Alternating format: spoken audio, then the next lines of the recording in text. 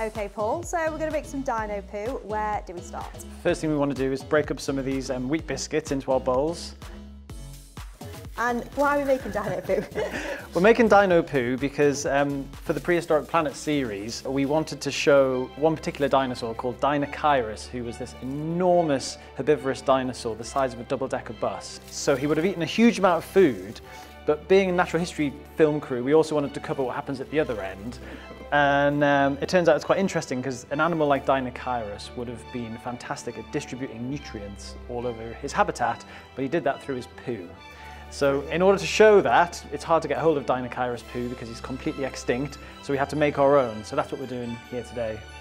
And so what were the challenges of making this series of events that happened 66 million years ago?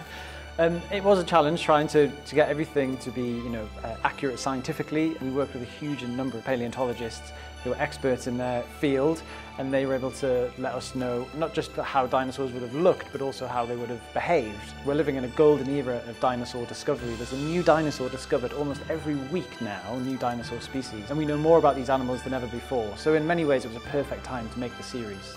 And so, Paul, what is your favourite dinosaur? My favourite dinosaur is the dinosaur that does this. This is Deinocheirus, because he's just this bizarre combination of different creatures. He's got these enormous claws and hands, which look really vicious, but then he's got this huge beak, almost like a duck, which tells us that he was actually vegetarian, and those huge claws were just for gathering in food.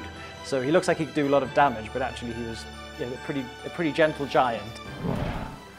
Okay, let's get some of the other ingredients in now. We've got some chocolate spread and then some peanut butter as well. So Deinocheirus had this enormous beak which it would have used to gather food, but it didn't have the sort of teeth that would grind up food into a really fine mix. So the spinach should only be really roughly torn as it would have chewed it up. And we think Deinocheirus was mainly a vegetarian, although it ate so much food in such huge quantities that it actually occasionally fish and snails and frogs went in with the food. It was just eating so much they didn't have time to jump off, sadly. So they did find the remains of fish in the stomach contents of this dinosaur when they discovered it.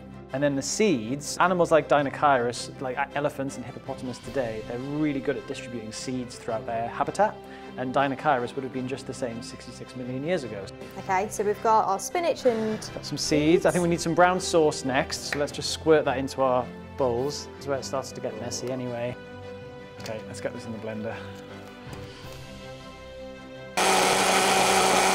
So there's loads of amazing facts that you probably learn during the series. Yeah. What is your favourite fact? Oh, crikey.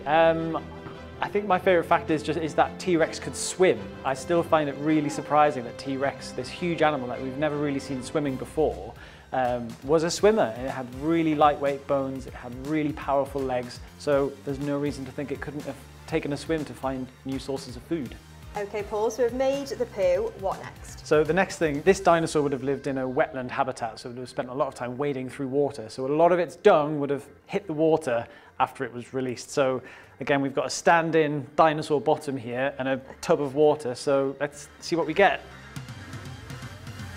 Oh!